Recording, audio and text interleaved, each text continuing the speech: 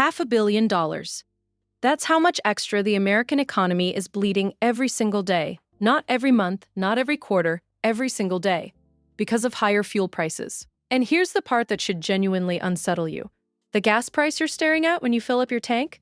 That's actually the smallest piece of what's heading your way. There are 5 distinct waves of price increases rolling toward your wallet right now. They arrive on different timelines. Each one is bigger than the last. And most people won't connect the dots until 4 of those 5 waves have already landed. So today, I'm going to walk you through all 5, what they are, when they hit, and exactly why your own brain is actively working against you in moments like this. Because understanding the psychology behind your financial decisions during a crisis, that might be the most valuable thing you take away from this video. Let's get into it. On February 28th, the United States and Israel launched strikes on Iran. Since that day, oil prices have surged more than 50%. The Strait of Hormuz, a narrow, 21-mile-wide channel that carries 1/5 of the world's crude oil and natural gas, has been effectively shut down. For the first time in history, Brent crude is trading above $110 a barrel. 3 weeks ago, it was $70. The International Energy Agency called this, and I'm quoting directly, the greatest global energy security challenge in history. Not a moderate disruption, not a significant event, the greatest in history. Now let that sink in for a second, while I explain why most people are dramatically underestimating what this means for their money. Let's start with what you can already see. Wave 1. Gas prices. The national average jumped from under $3 a gallon to $3.70. If you're in California, you're paying north of $5.30. And diesel, the fuel that powers every single 18-wheeler delivering literally everything you buy, has surged 36% to nearly $5.10 a gallon. Now, the average American household spends about $2,500 a year on fuel, roughly $50 a week. So if you're suddenly paying $10 or $15 more per week, your brain does something very predictable. It files that increase under annoying but manageable and moves on. That filing is wrong. And the reason it's wrong reveals something critical about how we process financial danger. Psychologists use a concept called mental accounting, the way we unconsciously sort our money into invisible buckets: gas, groceries, entertainment, savings. When one bucket overflows, we don't calmly sit down and redistribute. We emotionally react. We slash whatever feels optional. Dining out disappears. The gym membership gets canceled. That trip you were planning evaporates. The investment contribution you told yourself you'd increase this year, it quietly stays exactly where it is. The chief economist at the National Retail Federation confirmed this exact pattern. When gas spikes, the first casualties are experiences: movie theaters, theme parks, restaurants. Not because those things got more expensive, because your survival instinct reclassified them as luxuries the moment a mandatory expense jumped. And that instinct? It's about to get a lot louder. Because gas is just wave 1. Nobody is framing the full picture correctly yet. This isn't one price spike. It's a rolling series of shocks arriving on staggered timelines, each one compounding the one before it.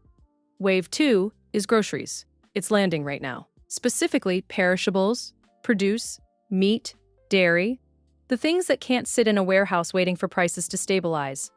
Diesel powers the refrigerated trucks that bring those items to your store, and a 36% diesel spike means the cost of moving perishable food just went vertical. Supply chain researchers confirmed that grocery stores will be the first place consumers see price hikes beyond the gas station. And the less shelf-stable the item, the more exposed it is. But here's the trap. Retailers won't raise prices overnight. They'll absorb the costs for a while, just like many did with tariffs over the past year. The problem? They've already been absorbing tariff costs. There's almost no margin left to cushion a second shock. One economics professor at Boston College warned that if oil prices stay elevated for any meaningful period, you'll see a persistent cost shock that businesses simply can't eat anymore. And when they stop absorbing, the sticker price catches up fast. Wave 3 won't arrive for months, but it's already baked in. Fertilizer. This is the wave that should genuinely concern you because it operates on a delay that makes it nearly invisible until the damage is done. Fossil fuels account for up to 80% of fertilizer production costs. The countries directly impacted by this conflict: Iran, Qatar, Saudi Arabia, Bahrain, the UAE are among the world's top fertilizer producers. and 1/3 of the global fertilizer supply passes through the Strait of Hormuz, the same waterway that's currently shut down. So the food you eat in September and October is getting more expensive right now because of inputs that farmers are paying a premium for this month. You won't feel this one until fall. By then, it'll be too late to prepare for it. And by then, most people will have forgotten that the seeds of that price shock were planted in March. Wave 4. Airfare. Jet fuel has surged roughly 85% since the war began. Airlines from Qantas to SAS to India's biggest carriers have already announced fare hikes. And unlike gasoline, which fluctuates daily, airlines bake fuel costs into their pricing models months in advance. Those higher fares aren't coming back down fast. Even if oil drops tomorrow, if you're planning a summer vacation, your ticket prices are about to hurt. Wave 5 is the one almost nobody has connected yet. Interest rates. The Federal Reserve was expected to start cutting rates this year, which would have lowered borrowing costs on mortgages, car loans, and credit cards. That expectation? Dead. Some economists now project the first rate cut won't happen until the Q4, at the earliest. And if inflation accelerates further, rates could actually go up. If you were planning to buy a home or refinance, the math just changed underneath you. One leading economist warned that when inflation shocks collide with geopolitical uncertainty, consumers don't just cut spending. They freeze. People delay cars, homes, renovations, not because they can't afford them today, but because they've lost confidence in what they can afford tomorrow. And when millions of households freeze simultaneously, that collective pause can drag the entire economy down with it. So let me ask you something. When you first heard that oil prices spiked because of the Iran conflict, how many of these downstream effects did your mind immediately connect? 1, maybe? 2, you're completely normal, and that normality is exactly the problem. There's a well-documented phenomenon in behavioral psychology called anchoring bias. When you encounter a complex, multi-layered problem, your brain doesn't process every layer simultaneously. It grabs the most visible data point and uses that as a stand-in for the entire situation. Right now, for most Americans, that anchor is the number on the gas station sign. $3.70, $4.20, $5.30. Whatever it is in your area, that single number has become the proxy for the entire economic impact of this war. And because gas prices feel annoying but survivable, your internal threat assessment files the whole crisis under temporary inconvenience. Meanwhile, one leading economist estimated that the gas price spike alone could push monthly inflation to 1% in March, the highest monthly increase in 4 years. Annual inflation would approach 3%. And that's before the grocery shock, the fertilizer shock, the airfare shock, and the ripple effects through every consumer good that needs to be transported anywhere. This is precisely what happened in 2282, after Russia invaded Ukraine. Gas prices spiked. People grumbled. Then the shock bled into groceries, rent, services, everything. Inflation hit 9%. By the time most people grasped the full scope, the damage to their purchasing power was already done. You're not irrational for missing this. You're running the same mental software as everyone else. But recognizing that software, that's the first step toward overriding it. Now let's talk about the thing keeping people up at night: your portfolio. The S&P 500 has dropped nearly 7% from its January peak. The Dow just posted 4 consecutive losing weeks, its longest streak in 3 years. The Nasdaq briefly dipped into correction territory, falling nearly 10% from its high, dragged down by the tech stocks that were supposed to be the growth engine of 22,000. And the Russell 2000, which tracks smaller companies more sensitive to interest rates, officially crossed into correction last Friday, down more than 10%.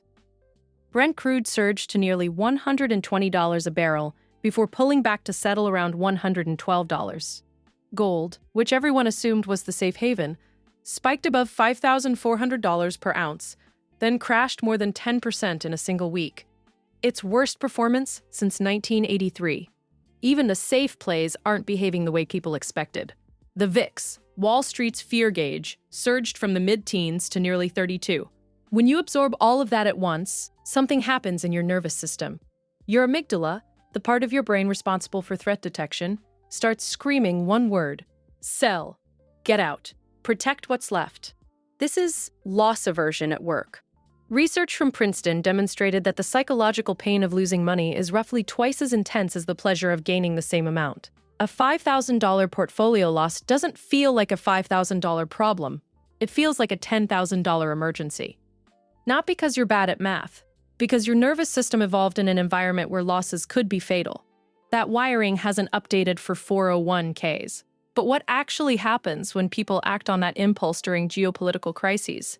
According to an analysis by RBC Wealth Management across 20 major post-World War II military interventions, the S&P 500 fell an average of just 6% during the conflict itself. Another study spanning 40 geopolitical events over 85 years found the average first-month loss was only 0.9%, followed by a 3.4% gain over the next 6 months. The pattern is remarkably consistent. The people who sold in panic locked in their losses. The people who held through the turbulence captured the recovery. During the market crash in March 2020, 57 days later it was back to where it started. Then it kept climbing. Many of the people who panic sold at the bottom never got back in. They sat on the sidelines, waiting for certainty that never came, while the recovery happened without them. And here's where it gets genuinely cruel. The market's best days and worst days cluster right next to each other on the calendar. Miss just 10 of the best trading days over a 20-year period, and your returns get cut roughly in half. Miss 20, and you barely beat inflation. You cannot capture the upside if you fled during the downside. Behavioral economists call this the behavior gap, the difference between what the market actually returns and what the average investor earns. That gap exists almost entirely because people buy when they feel optimistic and sell when they feel afraid. The exact opposite of what works. Not because they lack intelligence, because they're running ancient software in a modern financial system. I'm not going to sugarcoat this, though, because there's a scenario that keeps serious economists genuinely worried. Stagflation. Rising inflation and slowing economic growth happening at the same time. It's the worst-case scenario for your money, because the tools that fix inflation, raising rates, also crush growth. And the tools that stimulate growth, lowering rates, make inflation worse. There's no clean exit. They left rates unchanged at their most recent meeting, because the war has made the path forward impossibly complicated. Cut, and you pour fuel on accelerating inflation. Raise, and you risk tipping an economy already buckling under energy costs into a full recession. If the conflict drags on, and the Strait of Hormuz stays disrupted, some analysts project Brent crude could approach $130 a barrel. At that level, we're past inconvenience.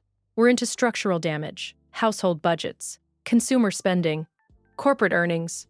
The 1973 OPEC oil embargo is the comparison analysts keep reaching for. Every major oil price shock in the last half-century has been followed by some form of recession. The 1973 embargo led to a 2-year economic contraction. The 1979 Iranian Revolution doubled oil prices and triggered another recession. The 2008 oil spike preceded the financial crisis. The pattern is so reliable that some economists consider oil shocks one of the few dependable triggers for stagflationary conditions. And the current disruption, with oil production across Kuwait, Iraq, Saudi Arabia, and the UAE collectively dropping by at least 10 million barrels per day, is being described as the largest supply disruption in the history of the global oil market. That's not a sentence that gets used lightly. And even when this eventually resolves, and it will, relief won't be instant. Economists describe what's called the rockets and feathers effect. Prices shoot up like a rocket when costs rise, but drift down like a feather when they fall. After Russia invaded Ukraine, gas spiked within days. It took months to come back down. After hurricanes wrecked Gulf Coast refining in 2005, same pattern. Spike was immediate. Recovery was glacial. So even in the best-case scenario, where the strait reopens and oil flows resume, you're looking at weeks of ramp-up for production facilities, months for prices to drift back to normal, and a long tail of elevated costs rippling through the entire supply chain. The Strategic Petroleum Reserve release, 172 million barrels from the U.S. alone, the largest in IEA history, buys time. It doesn't fix the rupture. All right, deep breath, everyone. Let's talk about what you can control.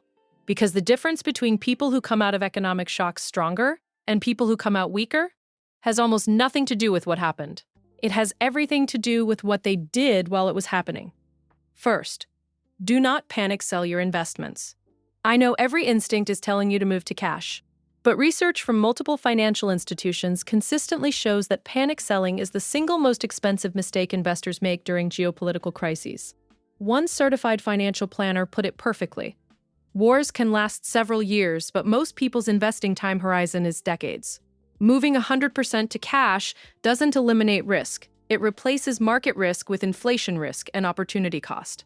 There is no risk-free option. Even being too conservative is a risk because you can outlive your money. Asterisk, pressure test your emergency fund. Asterisk financial advisors typically recommend 6 to 12 months of expenses in something accessible, like a high-yield savings account. The top high-yield accounts are paying over 4% right now. If your cushion is thin, this is the moment to build it. Not because the worst case is guaranteed, but because the psychological security of knowing you can absorb a shock is the most underrated financial tool there is. When you know you have runway, you don't make panic decisions. That calm is worth more than the interest. Think of your emergency fund less as a savings account and more as an insurance policy against your own fear response. The cost of not having it isn't just financial, it's psychological. It's the difference between watching the news and feeling concerned versus watching the news and feeling desperate. Desperate people make expensive mistakes. Third, audit your spending before the next waves arrive. Gas is already here, groceries are coming, airfare is coming, the interest rate repricing is coming. If you wait until all 5 waves have landed to adjust your budget, you'll be scrambling reactively instead of moving proactively. Cut the discretionary spending now, before you have to, and redirect those dollars toward your financial cushion. Fourth, if you're investing on a regular schedule, keep doing it. This feels counterintuitive. I know your gut says stop throwing money into a falling market, but this is backed by decades of evidence.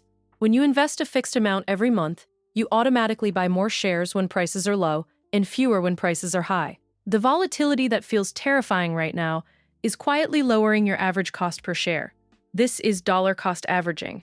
And it works precisely because of the chaos, not despite it. Years from now, the shares you bought during this conflict will likely be some of the best investments you ever made. The people who paused their contributions during past crises, they missed the discount and bought back in at higher prices. Fifth, map your specific exposure to energy prices. This one is personal and looks different for everyone. If you're commuting long distances, the math on a more fuel-efficient vehicle just changed. If you're carrying high-interest credit card debt, attack it now. The Fed isn't cutting rates anytime soon, which means your borrowing costs stay elevated longer than anyone expected 6 months ago. Every dollar of revolving debt you carry through this period is more expensive than it was before the war started. And if you're a small business owner moving physical goods, your shipping costs just jumped. Now is the time to renegotiate contracts, consolidate shipments, or find closer suppliers before the diesel surcharge eats your margins. Here's something that separates the people who come through periods like this financially intact from the people who don't. And it's not what you'd expect. It's not about being smarter. It's not about having more money. It's about response time. Research on past economic shocks, the 1973 oil crisis, the 2008 financial collapse, the 2020 pandemic, the 2022 inflation surge, reveals a strikingly consistent pattern. The households that fared best weren't the ones with the highest incomes. They were the ones who adjusted earliest. Who recognized the signals before the full impact arrived and made small, unglamorous moves, trimming discretionary spending, fortifying savings, maintaining investment contributions, reducing high-interest debt. None of those moves are dramatic. None of them make for exciting stories. Nobody posts on social media about moving $200 a month from dining out into a high-yield savings account. But that's exactly the kind of invisible adjustment that creates real financial distance between people who were prepared and people who weren't. Compounded over the 6 to 12 months that an economic disruption typically takes to fully cycle through the system, those early adjustments create an enormous gap. Not because the individual moves are large, because they started before the pressure arrived. You're watching this video right now. You're thinking about your money, your budget, your portfolio, your exposure. Most people won't think about any of this until the 4th or 5th wave has already hit their bank account. By then, the window for proactive adjustment is closed. Your window is open. Right now, you're not irrational for feeling anxious about what's happening. That anxiety is the correct signal. It means you're paying attention. The mistake isn't feeling the fear. The mistake is letting the fear choose for you. Panic selling.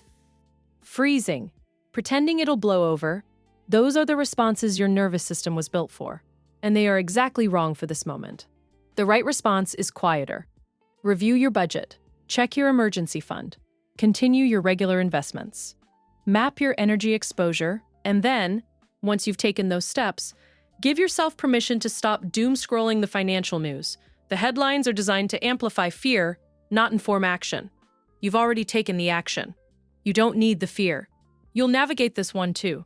The only question is whether you'll let the disruption make your decisions for you, or whether you'll make them yourself. If this changed how you're thinking about the next few months, drop a comment and tell me, what move are you making first? And if you haven't subscribed yet, hit that button now. This story isn't over. More waves are coming. And I'll be right here breaking down every single one so you stay ahead, not behind. I'll see you in the next one. If this gave you a new perspective, subscribe and let's build smarter together.